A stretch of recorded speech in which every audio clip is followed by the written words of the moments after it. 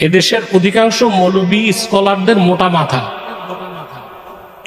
গলায় জোর আছে, মাথায় জোর নাই। দোষটা দেয় সৌদি আরবকে।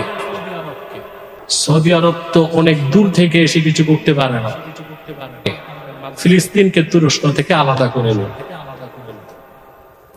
বুঝতে পারছেন? তো ভূখণ্ডটা কার?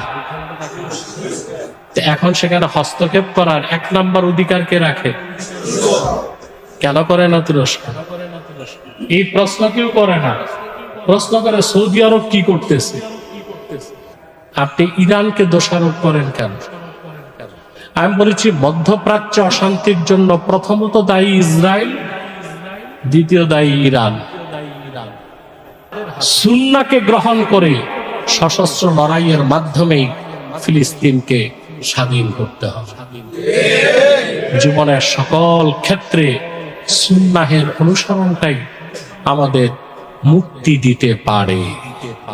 আর যখন আমরা সুন্নাহ থেকে সরে যাব, তখন অবমাননা, লাঞ্ছনা, বেইজ্জতি, অসম্মান এগুলো আমাদের স্কন্ধে মালা হয়ে ঝুলে পড়বে। আমাদের দেশে কিছু মৌলবী মোল্লা স্কলারও আছে, কথায় কথায় সৌদি আরবের সমালোচনা করে যে সৌদি আরব কিছু করে না কেন।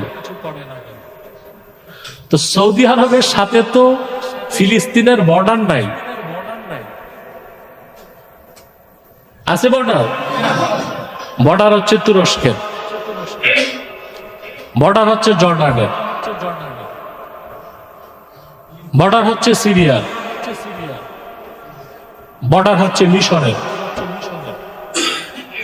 মিশর, তুরস্ক, জর্ডান, সিরিয়া চারটাই মুসলিম রাষ্ট্র। তাদের উপর এখন ওয়াজিব ছিল সশস্ত্রভাবে বাইতুল মুকাদ্দাসের পবিত্রতা রক্ষায় ইসরায়েলের বিষদাঁতকে উপড়ে ফেলে ফিলিস্তিনকে স্বাধীন করা। আপনারা যদি মনে করেন সত্য কথা শোনানো উচিত, তাহলে ভিডিওটি শেয়ার করুন। এই বক্তব্যে যেসব বিষয় আলোচিত হয়েছে তা অনেকেই জানেন না, তাই আপনার শেয়ার একজনকে সত্য জানার সুযোগ করে দিতে পারে।